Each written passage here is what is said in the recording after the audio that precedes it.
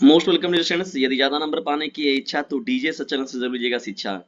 Dear students, आप सभी लोगों को कमेंट बॉक्स में पूछा गया था, मैंने आप लोगों को कम्युनिटी में डाला हुआ था कि नहीं आप लोग को किस पर कंटेंट चाहिए।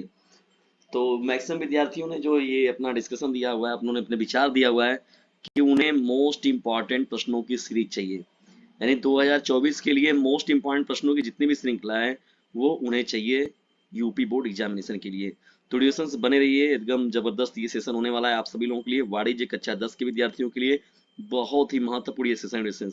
और यदि वीडियो थोड़ा सा भी हेल्पफुल लगेगा तो इसे अपने क्लासमेट पर शेयर कर दीजिएगा, क्योंकि जितने ज़्यादा जो भी सब्जेक्ट के स्टूडेंट मुझे मिलते हैं मैं उन तक कंटेंट मैक्सिमम बनाने का प्रयास करता हूँ। ठीक है दोस्तों, तो चलिए करते हैं इस सेशन को स्टार्ट हम लोग और बढ़ते हैं प्रश्नों की श्रृंखला में आगे।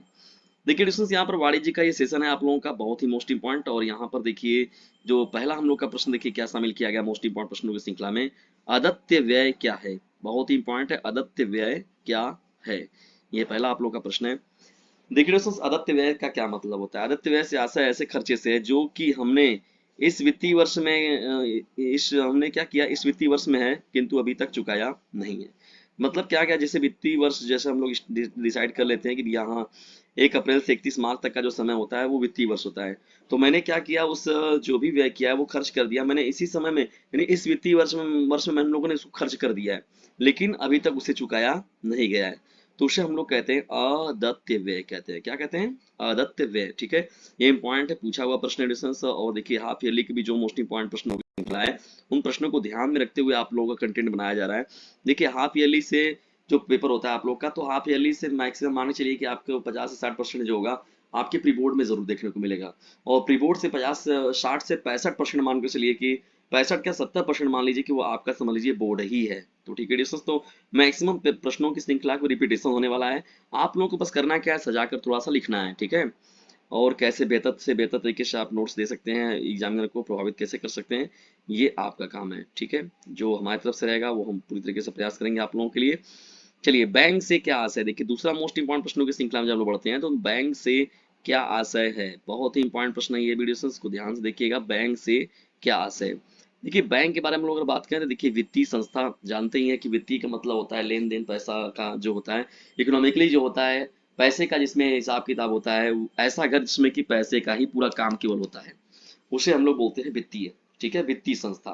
बैंक उस वित्तीय संस्था को कहते हैं जो जनता से धनराशि जमा करने तथा जनता का ऋण को ऋण देने का काम करता है। जनता से देखिए धनराशि जमा करने का काम तथा जनता को ऋण देने का काम करता है, बैंक का ये काम होता है। ठीक है, तो ऐसी व्यवस्था, ऐसी संस्था, ऐसी वित्तीय व्यवस्था या ऐसी वित्तीय संस्था जो जनता से धनराशि जमा करने तथा जनता को ऋण देने का काम करता है, बैंक कहलाता है। देखिए यहाँ पर क्या करते हैं, थोड़ा सा और हम लोग अगर इसके बारे में विस्तार से बताने का प्रयास करें है तो देखिए आप लोगों का ये अति लघु उत्तरीय प्रश्नों की श्रृंखला ही, ठीक है ना, आप लोग इतना अगर लिख देंगे तो ये पर्याप्त रहेगा। लोग अपनी अपनी बचत राशि को सुरक्षा की दृष्टि से अथवा ब्याज कमाने के हेतु इन संस्थाओं में धनराशि जमा करते हैं और आवश्यकता अनुसार समय समय पर निकालते रहते हैं। देखिए क्या करते हैं बैंक में, क्या होता है पहले तो सबसे देखिए सबसे महत्वपूर्ण चीज है सुरक्षा की दृष्टि। यानी इसमें क्या होता है, सुरक्षा की दृष्टिकोण बना होता है और ब्याज कमाने के दृष्टिकोण से भी लोग क्या करते हैं, भैया चलो ठीक है मेरा सेफ भी रहेगा और जब जरूरत पड़ेगी तो मुझे मिल भी जाएगा, जब जरूरत पड़ेगी तो मैं निकाल भी लूंगा। तो एक तरीके से ये क्या होता है, जिस सुरक्षित घर जो बनाया गया है उसे ही बैंक नाम दिया गया है। चलिए बढ़ते हैं इंपॉर्टेंट प्रश्नों की श्रृंखला में हम लोग अब तीसरे मोस्ट इंपॉर्टेंट प्रश्न की ओर। लेकिन महत्वपूर्ण प्रश्नों की श्रृंखला से बढ़ने से पहले आगे यदि वीडियो थोड़ा सा भी हेल्पफुल लग रहा है तो इसे लाइक करें, शेयर करें और चैनल पर नए तो चैनल को सब्सक्राइब करना बिल्कुल भी ना भूलिएगा। इस सेंस ये महत्वपूर्ण प्रश्नों की श्रृंखला को बहुत ही परिश्रम से बनाया जाता है, टीम वर्क उतने होते नहीं है। सोच लीजिए कंटेंट बनाना है आप लोगों के लिए, इतना लिखना टाइप करना, उसके बाद इस कंटेंट को पूरा आपके सामने पूरा का पूरा एक्सप्लेनेशन देना, उसकी जो अपलोडिंग अपलोडिंग है। देखिए टीम वर्क की चीजें क्या है, अब हम लोग का जो चैनल है वो स्ट्रगल जोन मेडिसिंस, जब ये एक अपने उपलब्धि पर पहुंचेगा तो भाई जाहिर सी बात है कि जबरदस्त तरीके से फिर इस पर भी बहुत तरीके से काम होगा। लेकिन मेडिसिंस आप लोगों की सपोर्ट की जरूरत है इस चैनल को, जिसका नाम है डीजे सर। ठीक है, लोगों के अंदर ज्ञान की पूंगी बजाने वाला, न कि गानों का रिमिक्स बजाने वाला। तो डिस्टेंस अपना सहयोग इस चैनल पर जरूर करें। देखिए ज्वाइन वाला बटन भी अब डीजे सर चैनल को मिल चुका है, तो जो भी है उस पर अपना देखिएगा दरिया में डाल कुछ ना कुछ उस पर मंथली करके मेंबरशिप को जरूर ज्वाइन करिएगा। चलिए बढ़ते हैं आगे हम लोग का, अब जो मेरा काम था मैंने वो कर दिया, अब आपकी बारी है एडिशंस, आप लोग करिए जो करना है, समझ में आता है आप लोगों को। नस्तीकरण का देखिए अर्थ क्या होता है। देखिए नस्तीकरण को हम लोग देखिए फाइलिंग के रूप में भी बोलते हैं। विधि के अंतर्गत आने वाले तथा जाने वाले व्यावसायिक पत्रों अथवा उनकी प्रतिलिपियों को इस प्रकार सुरक्षित रखा जाता है जिससे कि आवश्यकता पड़ने पर क्या करें, किसी भी पत्र अथवा प्रतिलिपि को सरलतापूर्वक एवं शीघ्रता से प्राप्त किया जा सके। ठीक है, तो नस्तीकरण का अर्थ क्या होता है कि जो फाइलिंग करना है, यानी कोई भी व्यवस्थाएं जो हो गई, कोई भी व्यावसायिक पत्र जो हो गए, कोई भी लेखा जोखा के, यानी कोई भी जो भी व्यापार हो रहा है, बिजनेस हो रहा है, उसके व्यावसायिक जो पत्र होंगे अथवा उनकी जो प्रतिलिपियां होंगी, जो उनका फोटो स्टेट होगा, उनको क्या करना, इस प्रकार सुरक्षित रखना कि जब भी जरूरत पड़े तो उस प्रतिलिपि को सरलतापूर्वक एवं शीघ्रता से क्या किया जाए, उस फाइलिंग के द्वारा हम लोग उसको आसानी से देख सके और उसके बेस पर जो डाटा बताना है, जो बातें करनी है, या उसके बेस पर जो बातें पूरी रहेंगी उस पर बातें की जा सके। इसमें स्क्रीनशॉट मार के भी इसका आप रख सकते हैं अपने पास। ठीक है, और या तो फिर लिख भी सकते हैं, समय है आपके पास तो, और स्क्रीनशॉट मार के रख लेंगे तो। और इसका पीडीएफ चाहिए तो 950 690 285 नाम के नंबर पर कर दीजिए व्हाट्सएप मैसेज। डिस्क्रिप्शन बॉक्स में से भी नंबर आप लोग को मिल जाएगा डिस्कस। और इस लेकिन एक काम आप लोग कीजिए कि इस चैनल को एक उचित पहचान के लिए डिस्कस अपना एक काम जरूर किया करें योगदान, इसे अपने क्लासमेट पर शेयर जरूर कीजिएगा।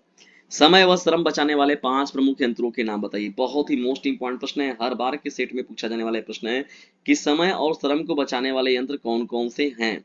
देखिए यहाँ पर समय और श्रम के बचाने वाले यंत्रों के बारे में हम लोग बात करें तो समय और श्रम को बचाने वाले बचाने के लिए देखिए विज्ञान ने हमें कई छोटे बड़े यंत्र दिए हैं। ऐसा नहीं कि केवल बड़ा बड़ा यंत्र बनाया गया है, छोटे छोटे भी यंत्र हैं, बहुत बनाए गए हैं, जो कि ये बनाया गया है किसके द्वारा, साइंस के द्वारा, टेक्नोलॉजी की द्वारा बनाया गया है।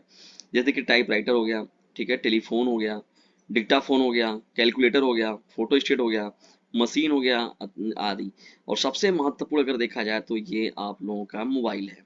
ठीक है, दोस्तों मोबाइल भी आप लोग के हाथ में ही है। तो आप लोग खुद समझ रहे हैं कि समय व श्रम का कितना आपके सामने बचत हो रहा है। हालांकि समय के बारे में अगर बात करें तो समय आप लोग कितना इससे बर्बाद भी हो रहा है आप लोग का मोबाइल से, ये सब आप सभी लोग अच्छे से जानते हैं, ये सब बताने की जरूरत नहीं है। चलिए डिस्कस बताते हैं महत्वपूर्ण प्रश्नों की श्रृंखला में लोग आगे यहाँ पर, और देखते हैं पांचवें महत्वपूर्ण प्रश्न को। देखिए पांचवा हम लोग का प्रश्न क्या है यहाँ पर। पांचवा हम लोग का प्रश्न है, थोक व्यापारी अपनी सेवाएं किसे प्रदान करता है। देखिए यहाँ पर बात हो रही है थोक व्यापारी के बारे में। देखिए थोक व्यापारी, फुटकर व्यापारी, खुदरा व्यापारी, सब जो कुछ महत्वपूर्ण टॉपिक हैं, पॉइंट हैं, ये हर बार प्रश्नों की श्रृंखला में, हर बार पेपर की श्रृंखला में, हर बार वाणिज्य के पेपर में आप लोगों के समक्ष मिलता है। ठीक है दोस्तों, तो ऐसा नहीं कि मैं बहुत अलग सी चीजें बातें कर रहा हूँ, मैं आपके कंटेंट को एकदम ध्यान में रखते हुए बात कर रहा हूँ दोस्तों। और निश्चित तौर पर डीजे सर चैनल से हर साल जो है आप जाकर देख लीजिएगा कॉमर्स के प्लेलिस्ट को, वाणिज्य के प्लेलिस्ट को, उसमें देखिएगा व्यूज कितने ज्यादा आए हुए हैं। यानी वाणिज्य के बच्चों के लिए बहुत ही मोस्ट इंपॉर्टेंट ये चैनल है जिसका नाम है डीजे सर। तो एकदम सही प्लेटफॉर्म पर है आप लोग। आपकी जो दिक्कत है, जो भी दुविधा है, आप लोग कमेंट बॉक्स के थ्रू जो है अवगत कराएं। लेकिन मेरा एक शर्त है कि आप लोग स्टडी समय पर रहते हुए करिए। ये नहीं कि दुआरे पाइल बारात तो समथिंग की अलग अलग बात, ये वाला काम नहीं कि हाँ भैया कल पेपर हमारे हो तो आज हम तैयारी करेंगे। ये एकदम मूर्खों वाला काम, ये चूतियों वाला काम छोड़ दीजिए। आप लोग अगर करना है कुछ जीवन में बेहतर करना है, बोर्ड एग्जामिनेशन में बेहतर करना है, तो मेरी एक बात मानिए, मेरी एक सलाह मानिए, आप लोग अपनी स्टडी जारी रखिए। और पेपर आप लोग का जो होगा स्टार्टिंग में ही होने वाला है, फरवरी में, समय बिल्कुल भी आपके पास नहीं है।